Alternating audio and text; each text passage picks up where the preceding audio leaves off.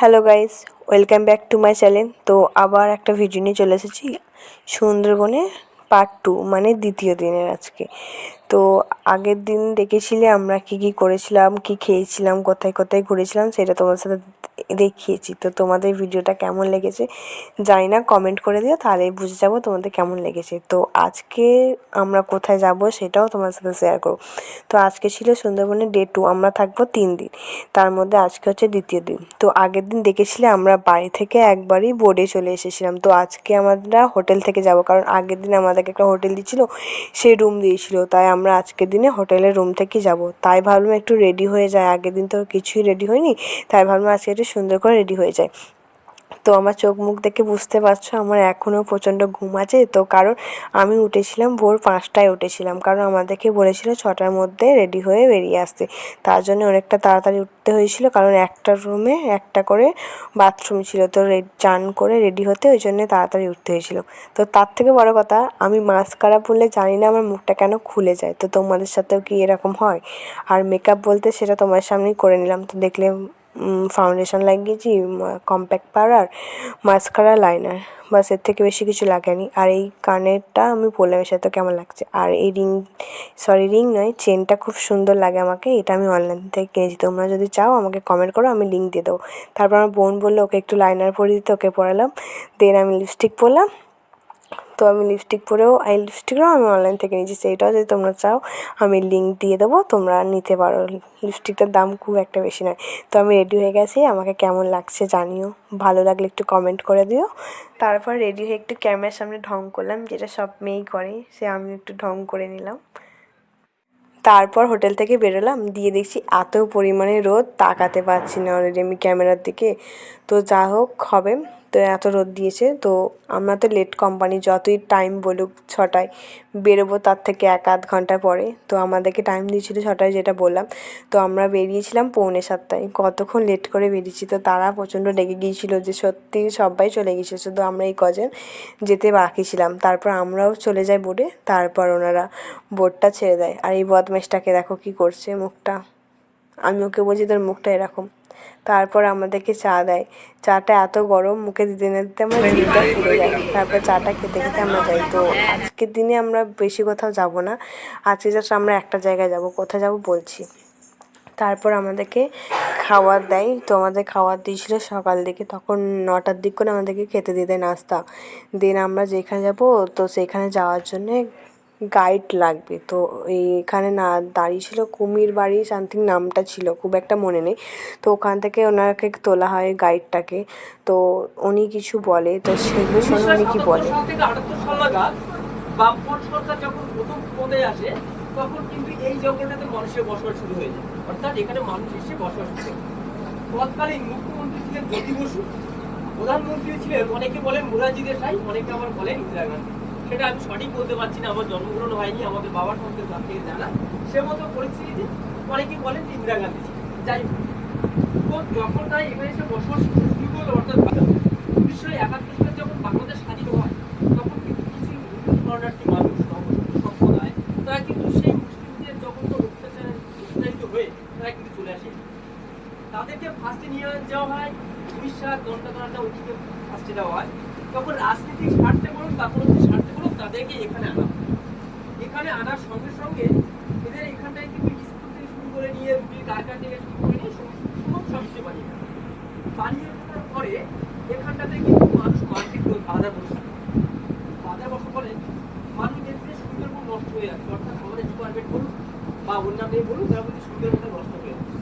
তাদের যে ধারণা অনুযায়ী আমাদের বলতে হচ্ছে, তখন তাদেরকে ফার্স্ট একটা ওয়ার্নিং দেওয়া হলো যে আপনারা এখান থেকে চলে যান।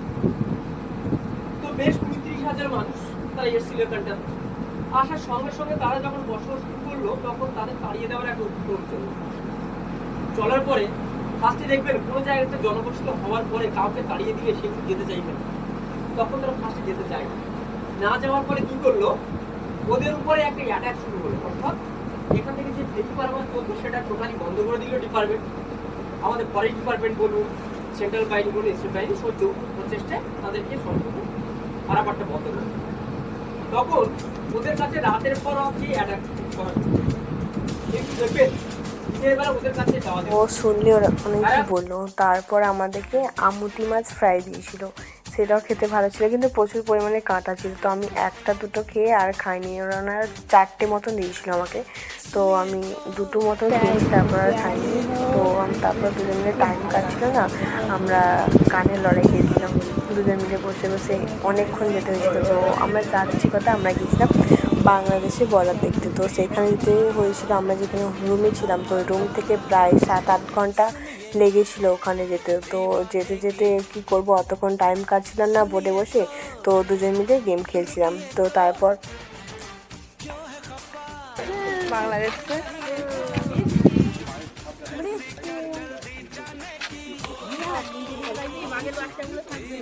বাঘের বাচ্চা কেন হবে?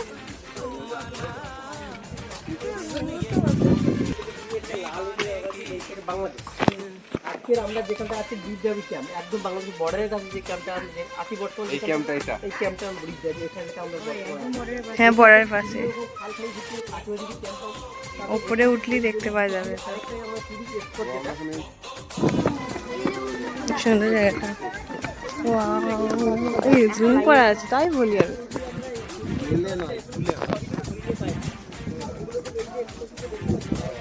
এগুলো হরিণের পয়সা, হরিণের হরিণের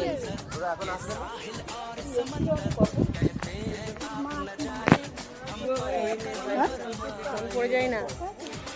তা আমার খালা, এই মিনু মাছটার জন্য আমার খালা বলছে, জামাইবাবুকে বলছে এই ল্যাটা মাছ হয়েছে কত দেখবে।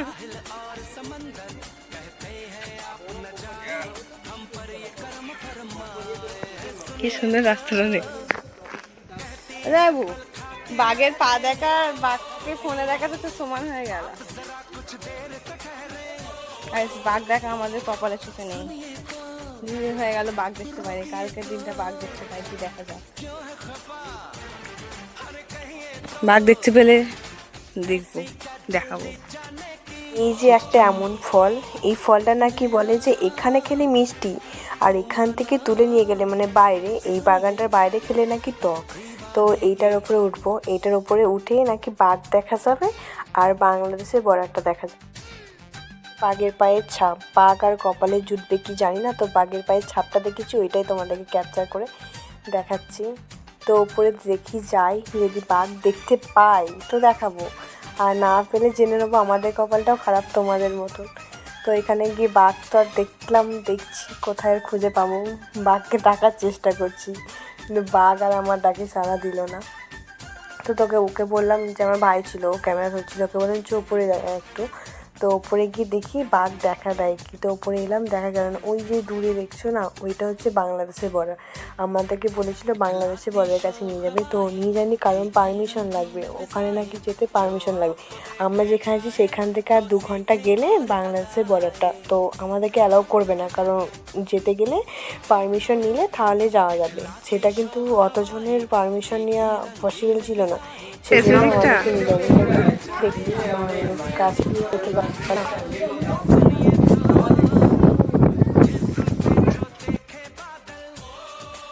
তারপর আবার আমরা বোর্ডে চলে আসি। তো বোর্ডে এসে আমাদের দুপুরে লাঞ্চ দেয়, আর দুপুরে লাঞ্চ ছিল ভাত, ঝুরি আলু ভাজা, ডাল, আর ইলিশ মাছ ছিল, আর চিংড়ি ছিল, আর একটা পুঁই শাকের তরকারি দিয়েছিল।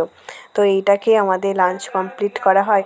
তারপরে এখানকার ভিউটা দেখো, খুব সুন্দর। আর এখানে যখন এই জায়গাটা যাচ্ছে না, আমার একটা বাংলা গান মনে আসছে, আমি ভাবলাম অ্যাড করবো, কিন্তু কপিরাইট আছে না, কপিরাইট পড়ে যাবে, ওই জন্য এখানে অ্যাড করলাম না। তো এখানটা খুব সুন্দর ছিল। তারপর সন্ধ্যেবেলা আমাদের পেঁয়াজি আর মুড়ি খেতে দেয়, আর তার সাথে কফিও দিয়েছিল খেতে, তো সেটাও খাই। তো সেদিনকে একটা জায়গাতেই যাবো বললাম, ওই একটা জায়গাতেই ঘুরেছি, আর বেশি কোথাও ঘুরিনি। তারপর এর বদমাইশ, এই এত বদমাইশ করে কি বলবো তোমাদের। তারপর নেমে আমরা আবার রুমে চলে আসি, বাড়ি বলে ফেলেছিলাম, তো এটা হোটেলে চলে আসি। হোটেলে রুমে এসে ভাবি যে চেঞ্জ করে নেবো, তারপর সবাই বলে যে চেঞ্জ করতে হবে না, নিচের দিকে একটু রাস্তা দিকে হেঁটে আসি, তো একটু জায়গাটা দেখে আসি, আর নিচেই মেলা বসেছে, মেলাটাও দেখে আসবো। তাই আমি চেঞ্জ আর করিনি, মুখে জাস্ট মেকআপগুলো রিমুভ করে নিয়েছি, এই ড্রেসটা পরেই গিয়েছিলাম। তো আমরা এখানে হাঁটতে যাই, তো হাঁটায় আসার সময় আমরা মেলাও দেখেছি, তার সাথে একটা ঘোড়াও দেখেছি, ওই তোমাদের ঘোড়াটা দেখাচ্ছি, এই যে ঘোড়াটা, একা একাই যাচ্ছে আমাদের মতন। তারপর ওইখান থেকে হেঁটে রাত্রে খাওয়া দাওয়া করি। খাওয়া দাওয়াতে ছিল পোলাও আর চিকেন। তারপর মাথা লাগছিল, ওকে মাথা টেপা করাচ্ছিলাম। তো আজকের ভিডিওটা এত পর্যন্ত, আবার নেক্সট কাল দেখা হবে। আজ আর পাচ্ছি না। তো আমার ভিডিওগুলো ভালো লাগলে like comment share. Tata bye.